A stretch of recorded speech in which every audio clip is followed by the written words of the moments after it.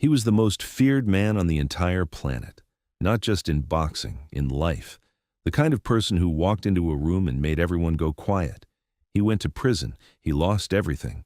He bit a man's ear off on live television, and somehow, through all of it, he came back. This is the crazy story of Mike Tyson, Brooklyn, New York. 1966. Michael Gerard Tyson is born into one of the toughest neighborhoods in America.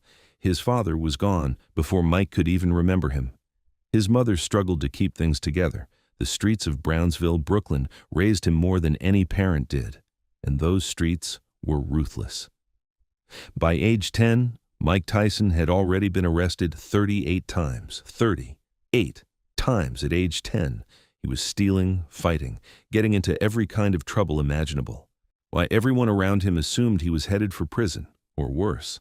But then, one man changed everything. A juvenile detention counselor named Bobby Stewart saw something in young Mike, not a criminal, not a lost cause, a fighter.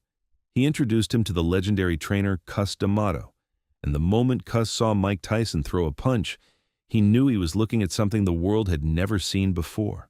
Cus D'Amato didn't just train Mike Tyson, he became his father figure, his mentor, his entire world. He took Mike in, gave him structure, gave him purpose.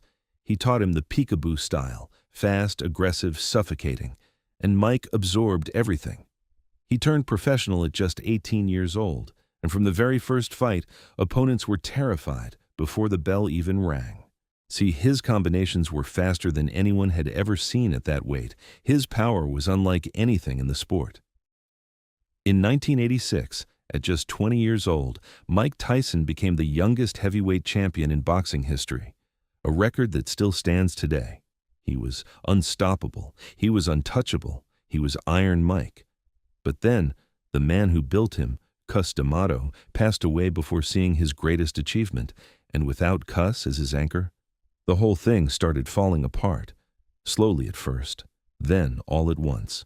Money came in faster than anyone could manage. Fame arrived with zero guidance attached. Mike Tyson had everything and no idea what to do with it.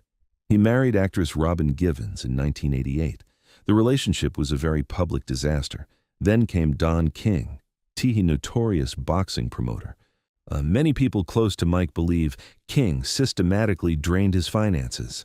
Hundreds of millions of dollars, mismanaged or outright stolen.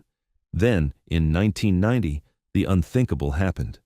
In Tokyo, Japan, a completely unknown fighter named Buster Douglas knocked out the man everyone said was unbeatable.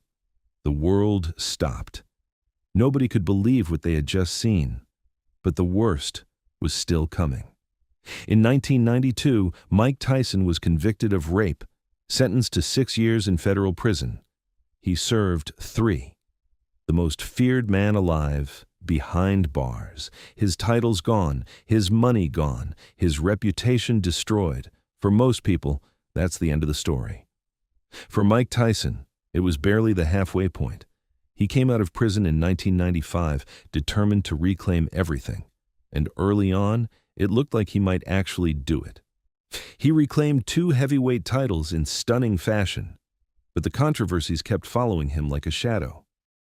Then came 1997, the rematch against Evander Holyfield, one of the most watched fights in boxing history. And in the 3rd round, Mike Tyson bit off a piece of Holyfield's ear, live on pay-per-view, in front of the entire world. He was immediately disqualified, fined $3 million, banned from boxing for over a year. The footage played on every news channel on the planet. People were horrified, fascinated, outraged, but they couldn't look away. Because that's the thing about Mike Tyson, love him or hate him, you could never ignore him. His career wound down through the early 2000s, and many people assumed that was finally it. They were wrong. Mike Tyson has become one of the most unlikely comeback stories in entertainment. He has his own hugely popular podcast, Hot Boxin' with Mike Tyson. He launched a cannabis company that made him millions. He starred in a one-man Broadway show about his own life. He appeared in movies, TV shows, commercials. And then, in 2024, at 58 years old, he stepped back into the ring to fight Jake Paul on Netflix. Millions of people worldwide watched live. The same kid who was arrested 38 times by age 10. The same man who went to prison. The same fighter everyone eventually wrote off. Still standing, still swinging, still impossible to ignore. From the streets of Brownsville to the history books, Mike Tyson's story is far from finished. That was the crazy story of Mike Tyson. A story about survival, power, and refusing to stay down. Did he deserve his comeback? Or did he get away with too much? Drop your opinion in the comments below. We read every single one. Hit subscribe. New story every week. And next time, we're covering a pop star whose own family stole her freedom for 13 years. See you there.